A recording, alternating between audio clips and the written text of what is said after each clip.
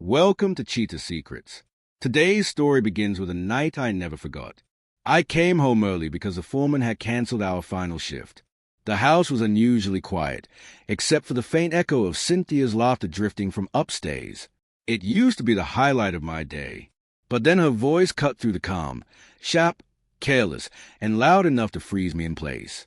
His presence irritates me. I wish he'd just disappear forever. Those words struck harder than any blow I'd ever felt. I stood frozen, the air thick around me. Then a man's voice came from a phone speaker. Patrick. I knew him. The project consultant she had mentioned before, the one sending her late-night emails and calling her a genius in meetings. You'd be free then, he said, his tone smooth, too familiar. Exactly. She laughed, a sharp, effortless sound that made my chest tighten. Free. Inside, something shifted. Not anger, not sadness, just a strange, quiet stillness. My first impulse was to storm in and demand answers, but I didn't. I stayed silent, letting the words sink in. Silence often speaks louder than any confession. When the call ended, I waited a moment before stepping into the bedroom. Cynthia glanced up from the bed, phone face down, eyes widening briefly before a smile replaced her surprise. Martin, you're home early, she said, tucking a strand of hair behind her ear. Shift ended early. Didn't mean to startle you. You didn't, she replied quickly. I nodded, walked past her, and set my work bag on the chair. My hands were steady, my voice calm, yet inside, a slow, deliberate plan had begun to form. That night, as she scrolled through a phone beside me, pretending to read, I stared at the ceiling. Her words replayed in my mind. She wished I would disappear. Perhaps it was time to grant her wish. The next morning, Cynthia acted as if nothing had happened. She brewed coffee, asked about my schedule, and mentioned a furniture sale. Her tone was light and practiced. I mirrored her calm, even smiled when she did, but every word felt empty. I spent the day in the garage, letting the rhythm of work clear my thoughts. No revenge yet, just clarity. That evening at dinner, I asked, have you ever thought about taking a trip? Just the two of us somewhere quiet. She looked up from her phone, eyes flickering. Actually, she said, setting her fork down, there's a marketing retreat next month. 3 weeks. My boss said it's optional, but it could be great for me. 3 weeks? I asked. Seems long for work. She laughed. You wouldn't understand. It's team building, trust exercises, that kind of thing. I nodded. If it helps you, go for it. She smiled, relieved, and returned to her meal. Later, after she fell asleep, I sat in the hallway, replaying every suspicious detail. The perfume she claimed was a gift from a client, the receipts for new dresses, the long calls that always ended when I entered the room. The next morning, I checked our shared accounts. The condo and the car were in my name alone. She had always preferred that I handle the finances, saying it made her feel cared for. Convenient, I thought. Convenient and blind to betrayal. I printed account summaries and call logs, placing them carefully in a folder inside my tool chest. No shouting, no accusations, just preparation. Over the next week, I watched her drift further away. Each evening, she seemed more polished, more distant, humming while texting, laughing at messages she refused to explain. I never asked. Silence can reveal more than confrontation ever could. A few days later, I took a morning off and visited a lawyer, Anaya Patel, recommended by a friend. Her office was small but precise. I calmly recounted the facts, the call, the words, the lie about the retreat. You've made up your mind already, haven't you? She asked. I have, I said. Then we'll keep this simple. Don't confront her yet. Maintain distance. File while she's away. It's easy to serve papers when emotions are cool. I nodded. Can I sell the condo? If it's in your name and no debts or cosigners are involved, yes. I thanked her, signed the necessary forms, and left with clear instructions. On the way home, I stopped at a real estate office. Maya, a polite woman in her 30s, said she could list the condo within 48 hours. That night, Cynthia returned later than usual, her perfume a fresh, expensive floral scent. I sat at the kitchen table paying bills. You're up late, she said. Just organizing things, I replied. She kissed my cheek out of routine, not affection, and went upstairs humming. I glanced at her suitcase in the hallway, everything lined up perfectly for her upcoming retreat. Before bed, I transferred her allowance to a separate card, keeping control of the main account. Every piece was in place. No confrontation required, only closure. Morning came quickly. Cynthia buzzed around the house, bright and busy, clad in a new dress meant for professional impressions. I carried her suitcase to the car while she double-checked her phone. So, this retreat, where is it? I asked. Up north, she replied. A resort near the lake. Lots of workshops. You'd be bored. Maybe, I said, nodding. At the airport, she leaned over, kissed my cheek quickly, and said, Don't wait up. I'll call when I land. I smiled. Take care of yourself. She walked inside, never looking back.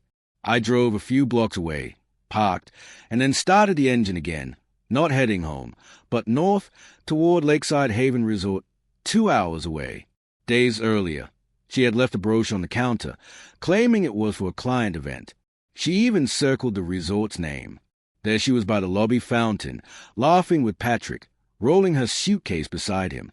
No hesitation. No pretense. I didn't confront her. I just watched that I didn't approach her. I simply watched. When she leaned in to fix the collar of his shirt, I lifted my phone, took one crisp photo, and walked away without hesitation. The drive back felt oddly peaceful, the road quiet as if the world had settled around me. I wasn't thinking about payback, only about precision.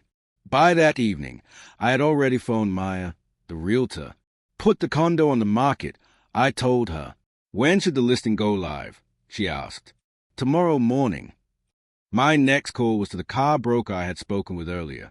I'll bring the sedan in, I said. Everything had fallen neatly into place. All that remained was follow-through. She wanted me out of her life. She simply didn't realize how absolute that wish was about to become. The day after Cynthia boarded her plane, the condo felt different. It no longer resembled a home, just a project I needed to finish. I moved through each room methodically, gathering my belongings and neatly packing all of Hayes. Every bottle of perfume, every framed picture, every dress from her countless shopping trips went into labeled boxes. I wasn't angry, just determined. The photographer for the listing arrived mid-morning. By nightfall, the condo was online. Within 3 days, the first serious buyer made a cash offer. I accepted immediately. When the documents arrived, I signed without hesitation. The sedan went next. The broker inspected it, reviewed the title, and nodded. You'll get a solid offer on this, he said. Sell it quickly, I replied, and walked away without looking back. That evening, Anaya called. Your divorce petition is finished. I can file tomorrow. She'll be served through her parents once she returns. File it, I said. A short pause. Then, you're impressively composed. I'm only completing what she started. The following days unfolded like a well-planned operation. Movers collected the boxes containing her belongings and loaded them onto their truck. I followed in my pickup, not to supervise, but to ensure the job was completed. When we reached her parents' house, her mother opened the door, confusion crossing her face. Martin, what is all this? I handed her the clipboard. Cynthia's things, I said. She'll know why. Her mother's eyes softened with worry. Is something wrong? No, I said quietly. Things are finally clear. Back at the condo, the rooms were empty. I placed her favorite suitcase into my truck, tucked a manila envelope on top, and slipped in a handwritten note. You wanted me gone. Now you have your wish. I slept on the floor that night. At sunrise, I locked the condo for the final time and dropped the keys at the realtor's office. Then I delivered the suitcase to her parents' doorstep. By the time Cynthia returned, I would be nothing but a memory. No home, no car, no way for her to follow. She had wished for my disappearance, and I decided to show her exactly what that meant. 3 weeks later, while I was already settling into a small place 2 towns away, her plane landed. I imagine she walked off that flight smiling, expecting to step back into her easy routine. Her mother later told me what happened. Cynthia had taken a cab straight to the condo. She rolled her luggage to the door, slid her key into the lock, and twisted. It didn't move. She tried again. Nothing. The door opened, revealing a young couple, the wife holding a toddler, new furniture behind them, new curtains, a different rug. "This is my home," Cynthia blurted out, panic rising. "You must be mistaken." The woman shook her head gently. "We bought this condo last week, from a man named Martin Hayes, I think." Cynthia staggered back, the color draining from her face. "No, that's impossible." She looked down the hallway, maybe hoping I'd appear and tell her it was all a prank. But I wasn't there. She dialed my number. Straight to voicemail. She tried again. Same result. Then she called her mother. "Mom, there are strangers living in my house," she whispered, voice cracking. There was a long pause before her mother answered softly. "Come home. Sweetheart, there's something you need to see." She lingered for a moment, staring at the door that no longer belonged to her, then got back into the same cab. When she arrived, her father was waiting on the porch. He didn't say anything, simply stepped aside so she could enter. After a silent moment, he pointed toward the guest room. "You should look inside," he said quietly. Cynthia opened the door and froze. The entire room was stacked with her possessions. Her suitcases, her boxes, everything. On top sat the manila envelope. Her hand shook as she opened it. Inside were the finalized divorce papers, court-stamped and complete. Behind them lay the note. "You wanted me gone. Now you have your wish." She broke down, covering her face, sobbing into her palms. I imagine the truth hit her then. The phone calls, the lies, the retreat, the way I'd told her, "Take care of yourself." Maybe she finally understood I didn't mean it kindly. Her parents tried to comfort her, but it wasn't enough.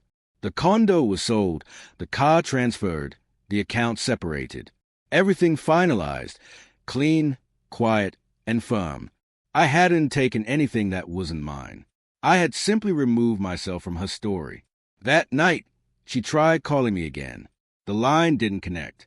She texted once, "Please, Martin, can we talk?" By morning, the divorce was public record. The life she had built on comfort and convenience had vanished, not with drama, but with the silent finality of someone who stopped waiting to be understood. She had wanted independence. Now she had it completely. And freedom feels different when no one's there to witness it.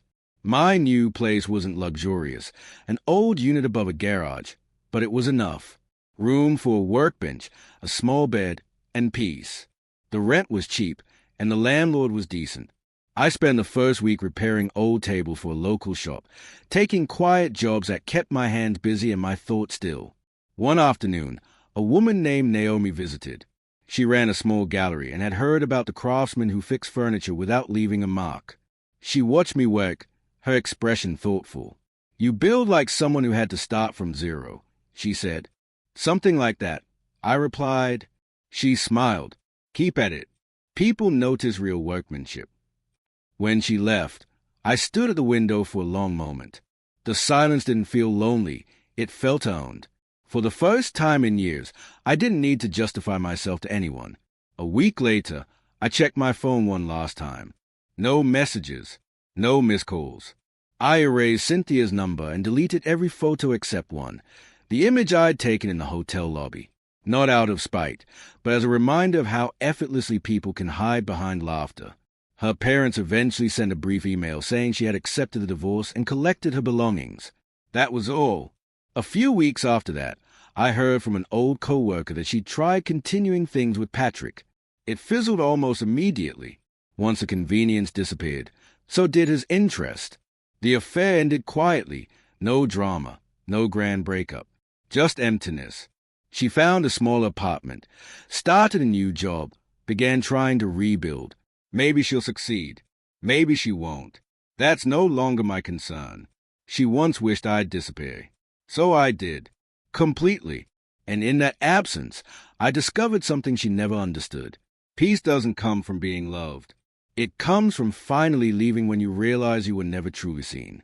Thank you for watching.